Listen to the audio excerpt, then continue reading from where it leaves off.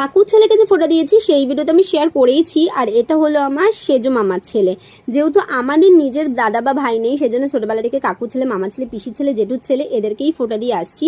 বেশ কয়েক বছর হয়ে গেল। আমার একমাত্র পিসির একমাত্র ছেলে আর আমার বড় জেঠুর একমাত্র ছেলে, এরা দুজনেই আর আমাদের মধ্যে নেই। মেজো জেঠুর একটা ছেলে রয়েছে, কিন্তু তার নিজের যেহেতু দিদিরা রয়েছে তাই ছোটোবেলা থেকে তাকে আর কোনোদিনই ফোঁটা দেওয়া হয়নি। সেজো জেঠুদের সঙ্গে আমাদের কারোরই সম্পর্ক ভালো নেই, সেই জন্য কোনোদিনই তার ছেলেদেরকে ফোঁটা দেওয়ার কথা চিন্তা ভাবনাও করিনি। আর তাছাড়া তার নিজের দিদিরা রয়েছে। আর আমার বড় মামার দুই ছেলে, তারাও কিন্তু কোনোদিন আমাদের কাছ থেকে ফোঁটা নেয়নি। আর আমার মেজো মামার দুই মেয়ে, সেজো মামার এক ছেলে আর ছোট মামার এক মেয়ে। আমি যখন ফোঁটা দিচ্ছিলাম তখন আমি বলছিলাম কি এমা লোহাটা আনতে ভুলে গেছি, তখন মৌ চাবি নিয়ে এসে সেটাকে আবার গরম করে ওর বুকের মধ্যে দিয়ে দিয়েছে, আর ওর বুকের মধ্যে দাগ হয়ে গেছে। মৌ মানে হলো আমার ছোট মামার মেয়ে।